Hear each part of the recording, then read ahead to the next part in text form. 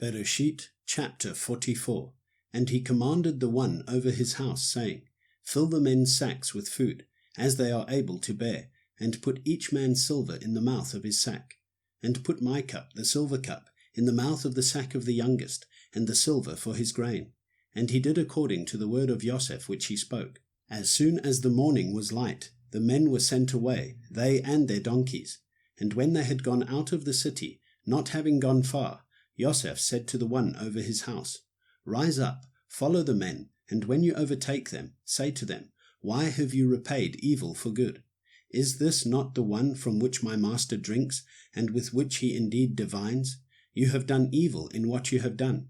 So he overtook them and spoke these words to them. And they said to him, Why does my master say these words? Far be it from us that your servants should do according to this word. See, we brought back to you from the land of Canaan the silver which we found in the mouth of our sacks. How then should we steal silver or gold from your master's house? With whomever of your servants it is found, he shall die, and we shall become my master's slaves as well. And he said, Now also let it be according to your words. He with whom it is found becomes my slave, and you are innocent. And they hurried, each man to let down his sack to the ground, and each opened his sack. And he searched with the oldest first, and with the youngest last, and the cup was found in Benjamin's sack. And they tore their garments, and each man loaded his donkey, and went back to the city. And Yehudah and his brothers came to Joseph's house, and he was still there. And they fell before him on the ground. And Joseph said to them, What deed is this you have done? Did you not know that a man like me indeed divines? And Yehudah said, What do we say to my master? What do we speak? Or how do we clear ourselves? Elohim has found out the crookedness of your servants. See, we are my master's slaves, both we and he also with whom the cup was found. But he said, Far be it from me to do this. The man in whose hand the cup was found, he becomes my slave. And you, go up in peace to your father. And Yehudah came near to him and said, O my master, please let your servant speak a word in my master's hearing, and do not let your displeasure burn against your servant, for you are like Pharaoh. My master asked his servants, saying, Have you a father or a brother?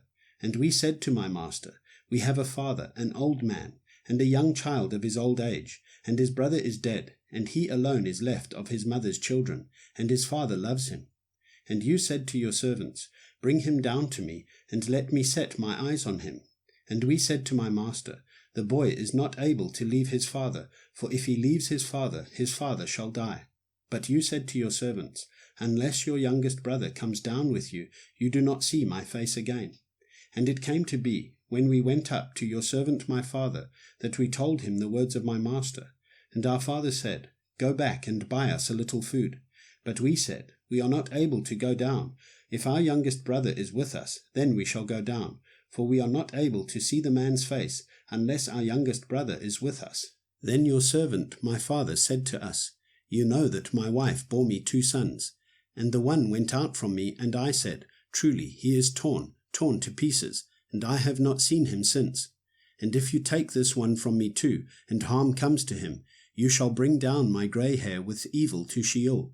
And now, if I come to your servant my father, and the boy is not with us, since his own life is bound up in his life, then it shall be, when he sees that the boy is not with us, that he shall die. So your servants shall bring down the grey hair of your servant our father with evil to Sheol. For your servant went guarantee for the boy to my father, saying, If I do not bring him back to you, then I shall be a sinner before my father forever. And now, please let your servant remain instead of the boy as a slave to my master, and let the boy go up with his brothers.